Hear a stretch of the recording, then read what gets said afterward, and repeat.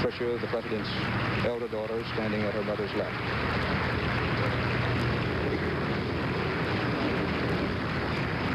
Thank you.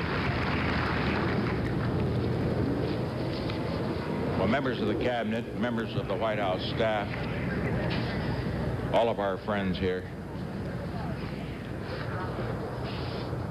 I think the record should show that this is one of those spontaneous things that we always arrange whenever the President comes in to speak.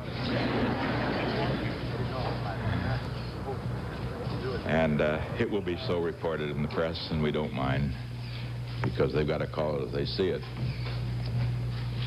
But on our part, believe me, it is spontaneous. You are here to say goodbye to us, and we don't have a good word for it in English. The best is au revoir. We'll see you again.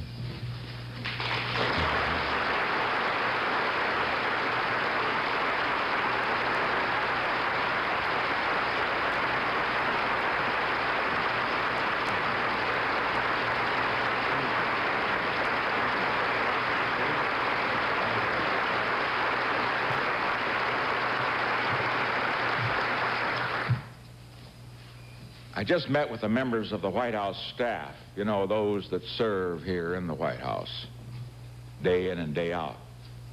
And I asked them to do what I ask all of you to do, to the extent that you can and are, of course, are requested to do so, to serve our next president as you have served me and previous presidents, because many of you have been here for many years, with devotion and dedication.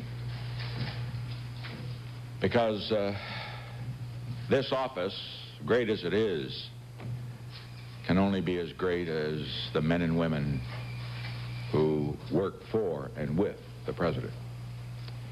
This house, for example, I was thinking of it as we walked down this hall, and I was comparing it to some of the great houses of the world that I've been in. This isn't the biggest house. Many are, and most, and even smaller countries are much bigger. This isn't the finest house. Many in Europe particularly, and in China, Asia, have paintings of great, great value, things that we just don't have here, and probably will never have until we are 1,000 years old or older. But this is the best house. It's the best house because it has something far more important than numbers of people who serve, far more important than numbers of rooms or how big it is, far more important than numbers of magnificent pieces of art. This house has a great heart, and that heart comes from those who serve. I was rather sorry they didn't come down. We said goodbye to them upstairs. But they're really great. And I recall after so many times I've made speeches, but then some of them pretty tough.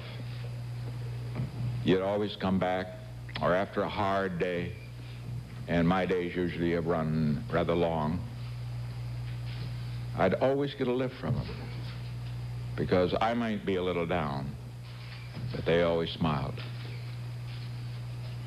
And so it is with you.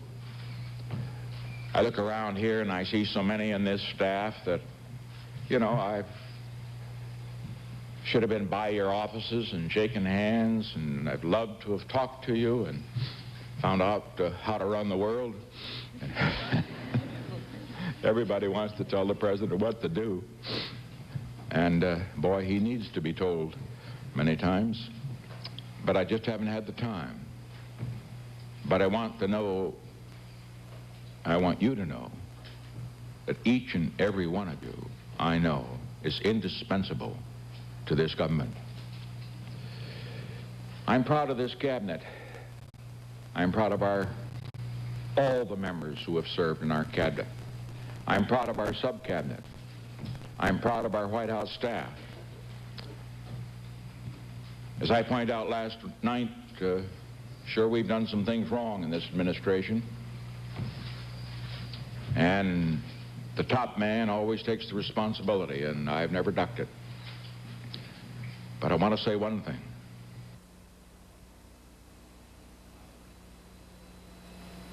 No man or no woman came into this administration and left it with more of this world's goods than when he came in.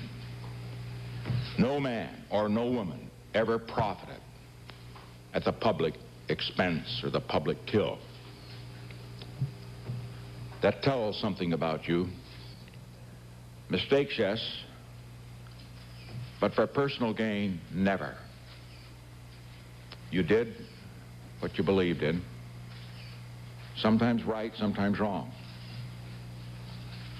And I only wish that I were a wealthy man. Present time, I've got to find a way to pay my taxes. And if I were, I'd like to recompense you for the sacrifices that all of you have made to serve in government.